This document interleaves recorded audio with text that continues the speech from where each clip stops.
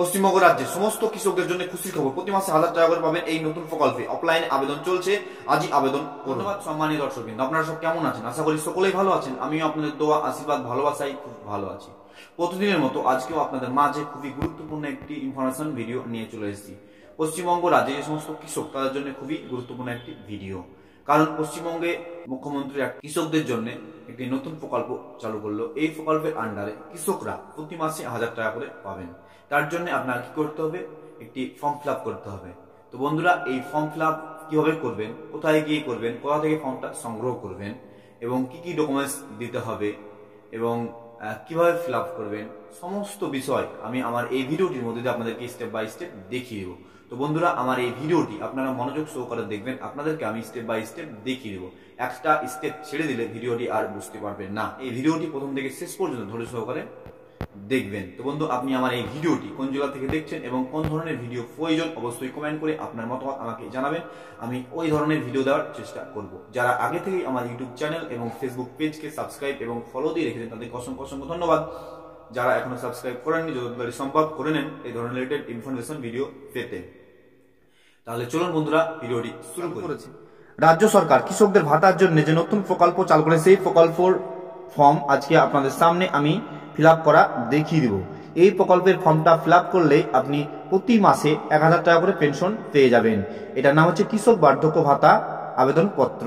তো এই ফর্মটি মূলত আপনারা কোথায় পাবেন? এই যে আমার সামনে আমি স্ক্রিনে দেখাচ্ছি যে এই ফর্মটি আপনারা মূলত কোথায় পাবেন? এই ফর্মটা পেতে হলে আপনাকে বিডিও অফিস বা এসডি অফিস বা গ্রাম পঞ্চায়েতে যোগাযোগ করতে হবে। এছাড়া যদি আপনি সেই সব জায়গায় না পান তাহলে কি করবেন? তাহলে আপনি গুগল ক্রোম বাজার থেকে আপনি সার্চ অপশনে গিয়ে লিখবেন যে কৃষক বার্ধক্য ভাতার পেনশনের ফর্ম বা কৃষক পেনশন ফর্ম। তাহলে আপনার সঙ্গে এরকম বাংলা ভার্সন একটা ফর্ম ডাউনলোড হয়ে যাবে এবং আপনি কি করে এই ফর্মটা ফিল করবেন এবং কোথায় জমা দেবেন। তো চলুন বন্ধুরা, আমরা ফর্মটা ফিল করি। তো বাম দিকে আপনারা দেখতে পাচ্ছেন প্রতি কৃষি অধিকর্তা প্রশাসন। আপনার যে মহকুমার নাম, সেই মহকুমার নাম আপনি এখানে দিয়ে দেবেন, আপনার যে মহকুমা, এবং আপনি যে জেলায় বাস করেন সেই জেলার নাম আপনি এখানে দিয়ে দেবেন। তারপর 1 নম্বরে কি বলছে? আবেদনকারীর নাম। যে ব্যক্তি এই প্রকল্পের জন্য বা কৃষক বার্ধক্য ভাতা প্রকল্পের জন্য আবেদন করবেন তার নামটা এখানে বাংলাতে ভালো করে ক্লিয়ার ভাবে লিখে দেবেন। 2 নম্বর কি বলছে? 2 এর ক, পিতা ও স্বামীর নাম।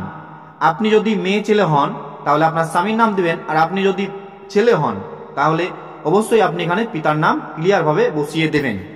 খ, আবেদনের সময় পর্যন্ত দরখাস্তকারীর বয়স।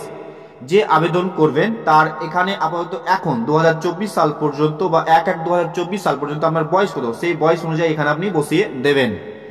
গ, শারীরিক ভাবে অক্ষম। আপনি এখানে যদি কোনো রকম ভাবে হ্যান্ডিক্যাপ বা প্রতিবন্ধী হয়ে থাকেন তাহলে এখানে আপনি লিখবেন, আর না হলে এই ফাঁকা ঘরটায় না লিখবেন। 3 নম্বরে কি বলছে? আবেদনকারীর পূর্ণ ঠিকানা। তো আপনাকে 3 নম্বরে কি লিখতে হবে? যে আবেদনকারী যে আবেদন করবে ব্যক্তি বা মহিলা তার পূর্ণ ঠিকানা এখানে লিখে দিতে হবে। গ্রাম, আপনার যে গ্রামের নাম আপনি এখানে ক্লিয়ার ভাবে গ্রামের নাম বাংলাতে লিখে দিবেন। ডাকঘর মানে পোস্ট অফিস, আপনার পোস্ট অফিসের নাম এখানে ক্লিয়ার ভাবে আপনি লিখে দিবেন। পিনকোড নম্বর, আপনার যে পিনকোডের নাম বা নম্বর সেটা আপনি এখানে বসিয়ে দিবেন। আপনি যে থানায় বাস করেন সেই থানার নাম আপনি এখানে বসিয়ে দিবেন এবং আপনার ব্লকের নাম আপনি এখানে বসিয়ে দিবেন এবং আপনার এখানে জেলার নাম আপনি এখানে বসিয়ে দিবেন এবং বর্তমান স্থায়ী ঠিকানা যেটা লিখলেন এটাই আপনার বর্তমান স্থায়ী ঠিকানা হবে। 4 ক, ভোটার কার্ডের নম্বর। আপনার যে ভোটার কার্ডের একটা নম্বর থাকে NGH দিয়ে শুরু, সেই ভোটার কার্ডের নম্বরটা আপনি এখানে ক্লিয়ার ভাবে ইংলিশে লিখে দেবেন। খ, আধার কার্ডের নম্বর। এটা বাধ্যতামূলক নয়, কিন্তু আপনি লিখতেও পারেন না লিখলেও পারেন, তো লিখে দিবেন, লিখলে ভালো হবে। অর্থনৈতিক অবস্থা। 5, অর্থনৈতিক অবস্থা। ক, বর্তমানে নিজ মালিকাধীন জমির পরিমাণ।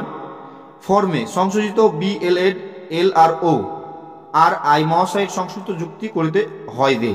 তা আপনি আপনার যে জমির পরিমাণ, সেই যে BLR অফিস থেকে যে আপনাকে রেকর্ড দেয়, রেকর্ডের বিবরণ আপনি এখানে দিয়ে দেবেন।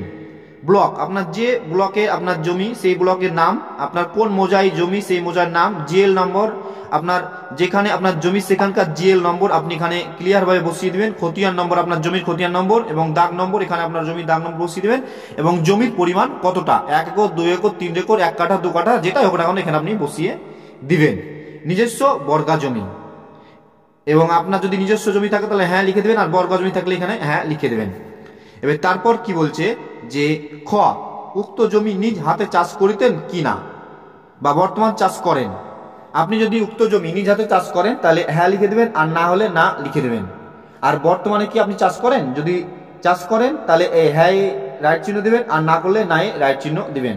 গ, বর্তমানে নিজের কোন আয় আছে কিনা, থাকলে তার বিবরণ। আপনি যদি এখন বর্তমানে কোনো আয় করে থাকেন, যেমন চাকরি বা সরকারি যে কোনো কাজ থেকে আপনি টাকা পেয়ে থাকেন, তাহলে আপনি এখানে সঠিক বিবরণ দিয়ে দিবেন। ঘ, অন্য সূত্রে হইতে পাইয়া থাকিলে তাহার বিবরণ। আপনি যদি আপনার জমিটা যদি অন্য সূত্রে পেয়ে থাকেন বা কেউ দান পূর্বক দিয়ে থাকে, তাহলে আপনি এখানে সঠিকভাবে বিস্তারিতভাবে এখানে লিখে। ছয়ের এখানে কি বলছে, ক বিষয় হ্যাঁ হলে এবং খ এর জন্য স্থানীয় পঞ্চায়েত প্রধান সংসদে যুক্ত করিতে হবে।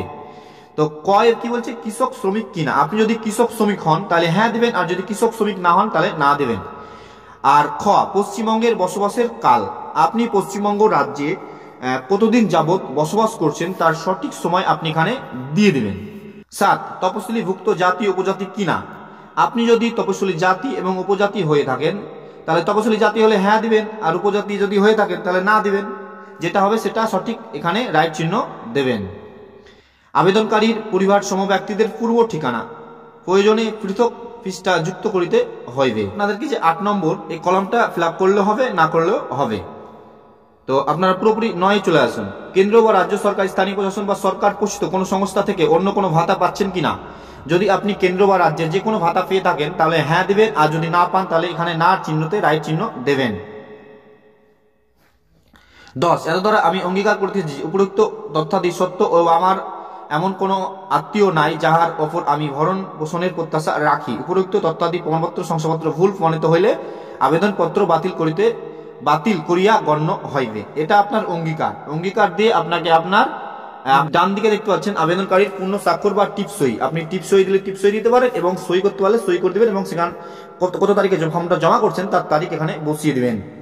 আপনি বাম দিকে দেখতে পাচ্ছেন শনাক্তকারী স্বাক্ষর ও পদমর্যাদা। এখানে আপনার গ্রাম পঞ্চায়েতের প্রধান, সভাপতি, পঞ্চায়েত সমিতির মেম্বার যে কোনো একজনের সই করাতে হবে প্রমাণ হিসাবে। তো আপনি যে কোনো একজন সই করাতে পারেন।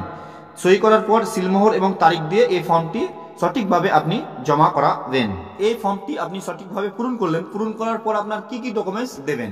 1 নম্বর আপনাকে ভোটার কার্ড দিতে হবে, ভোটার কার্ডের জেরক্স। 2 নম্বর আধার কার্ডের জেরক্স। 3 নম্বর ব্যাংকের অ্যাকাউন্টের জেরক্স। 4 নম্বর আপনাকে দিতে হবে জমির রেকর্ডের জেরক্স।